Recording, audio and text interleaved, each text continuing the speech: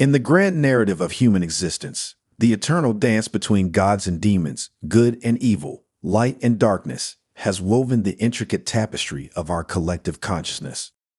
For millennia, cultures across the globe have personified these forces, attributing to their names, stories, and faces, seeking to comprehend the unfathomable mysteries of existence. Yet, as modernity dawned, humanity's fervor for the supernatural waned, giving rise to a new era defined by reason, science, and secularism. The gods and demons, however, have not disappeared at all. They have merely assumed new names. Carl Jung, the eminent Swiss psychiatrist and psychoanalyst, astutely observed that the gods and demons persist in the human experience, albeit in altered guises. In his work, Symbols and Interpretation of Dreams, Jung suggested that the rationality of modern man has unwittingly distanced him from the profound depths of his own existence. He wrote, "The gods have become diseases. Zeus no longer rules Olympus, but rather the solar plexus, and produces curious specimens for the doctor's consulting room, or disorders the brains of politicians and journalists who unwittingly let loose psychic epidemics on the world." While the Enlightenment era championed reason and empirical evidence, relegating the gods and the mystical to the realm of superstition, it also opened the door to an unprecedented exploration of the human psyche. Scientific discoveries in psychology, sociology, and neuroscience have illuminated the inner workings of our minds, but they have also revealed the depths of our complexity. In our relentless pursuit of empirical evidence and logical explanations, we have overlooked the profound complexities of human existence. The modern mind, burdened by the weight of skepticism, struggles to reconcile the enigmatic facets of life that elude rationality. Philosopher Albert Camus noted, "Man is the only creature who refuses to be what he is." From the intricacies of human emotions to the realms of art, spirituality, and the sublime, we find ourselves fumbling in the dark, deprived of the thousand-year-old wisdom of our ancestors who conversed with gods and wrestled with demons. Jung's assertion that the gods have taken refuge within our own psyches reminds us that the human experience is far more complex than mere rationality can account for. The gods and demons, though renamed as psychological archetypes, continue to influence our thoughts, behaviors, and interactions. Jung's contemporary, Sigmund Freud, remarked, "Dreams are the royal road to the unconscious, highlighting the depths of our inner world, which often defies straightforward rational explanations." This dilemma challenges us to embrace the richness of our humanity while navigating a world dominated by reason. It prompts us to acknowledge that our lives are not reducible to mere scientific formulas. Balancing this duality, the rational and the mystical, becomes the essence of the rationalist dilemma. In doing so, we honor both the gods and the demons that reside within us, recognizing their enduring presence in the ever-evolving narrative of human existence. We become what we behold. We shape our tools, and thereafter, our tools shape us. The gods and demons, now camouflaged as modern addictions, wield a subtle but potent influence over our lives. In our quest for meaning, we have succumbed to the allure of materialism, consumerism, and instant gratification. We find ourselves ensnared in the labyrinth of digital distractions, chained to the dopamine-fueled feedback loops of social media, or numbed by the constant hum of background noise that drowns out the symphony of existence. Carl Jung's insight that the gods and demons have transformed into modern addictions takes us on a profound journey into the heart of contemporary society. In the relentless pursuit of progress, we have unearthed new gods and demons that, though intangible, exert a powerful and often destructive influence on our lives. Consumerism promises fulfillment through the acquisition of material wealth and status, a modern-day substitute for spiritual elevation.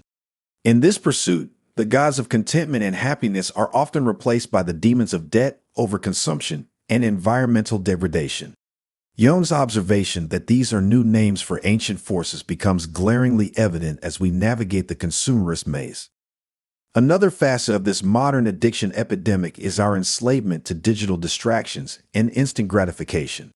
The advent of smartphones, social media, and digital entertainment has introduced new gods and demons into our lives. The gods of connectivity and instant access vie for our attention with the demons of addiction, anxiety, and social comparison. In our quest for immediate pleasure, we have given rise to new demons of overindulgence. The gods of hedonism and instant gratification beckon us to seek pleasure at every turn, often at the expense of our long-term well-being.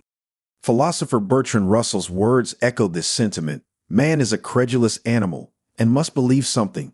In the absence of good grounds for belief, he will be satisfied with bad ones.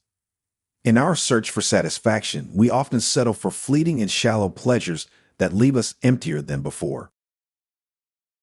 One of the most profound implications of Carl Jung's assertion that the gods and demons have not disappeared, but have taken on new forms lies in the realm of belief and the spectacular. In the age of reason and scientific materialism, belief systems and the quest for the spectacular have undergone a significant transformation, leaving modern man grappling with a sense of spiritual void. As Nietzsche once proclaimed, God is dead. In our secular world, this statement takes on new meaning. The gods and demons of old have been supplanted by secular ideologies, consumerism, and the relentless pursuit of individualism.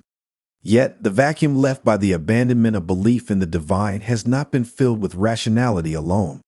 It has birthed an existential void, an epidemic of anxiety, depression, and existential despair. Jung's statement, Zeus no longer rules Olympus, but rather the solar plexus, poignantly captures the transition from a belief in external deities to an exploration of inner landscapes. In the past, belief systems were shaped by religious dogmas, rituals, and the worship of gods and goddesses who personified natural forces and human attributes. These systems provided structure, moral guidance, and a sense of purpose. However, with the rise of rationality and the rejection of traditional religious dogmas, many have found themselves adrift in a sea of uncertainty.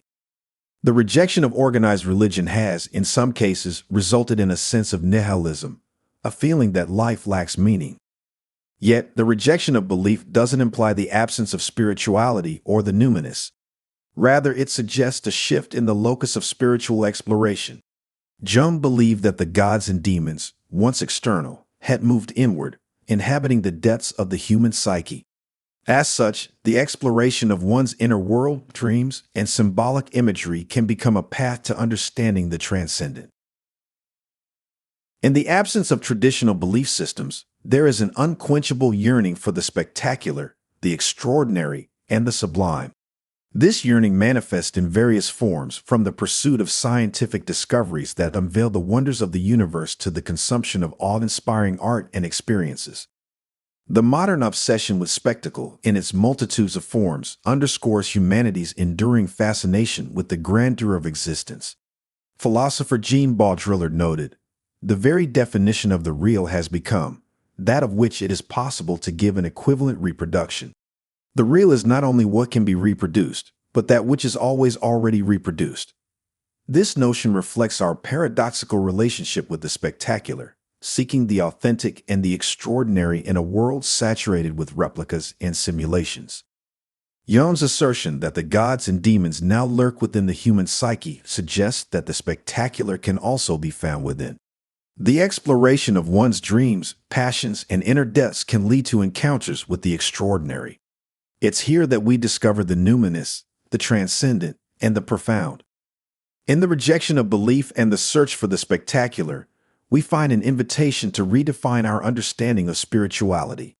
It encourages us to explore the inner dimensions of our existence and to seek the extraordinary not only in the external world, but also in the depths of our own souls. Jung's perspective challenges us to embrace the notion that the rejection of traditional belief systems need not lead to a spiritual void, but rather to a deeper, more personal, and profound encounter with the gods and demons that dwell within. In this era of reason and secularism, Carl Jung's revelation that the gods and demons continue to shape our lives in new guises calls upon us to embark on a journey of self-discovery. It prompts us to explore the depths of our own consciousness, to peer into the hidden recesses of our minds, and to recognize that the spiritual quest need not be confined to religious doctrines or external spectacles. The rejection of belief and the pursuit of the spectacular, guided by Jung's wisdom, offer a unique opportunity for personal growth and a deeper connection with the profound mysteries of existence. By acknowledging the gods and demons that dwell within, we can transcend the boundaries of pure rationality and embark on a voyage of self-realization. In doing so, we honor the enduring presence of the numinous and the extraordinary, reaffirming the age-old belief that within us, within the ordinary, and within the world around us, the spectacular awaits those willing to perceive it. Using this profound knowledge, we can battle the demons of addiction and self-indulgence that plague our current society and strip us of our humanity.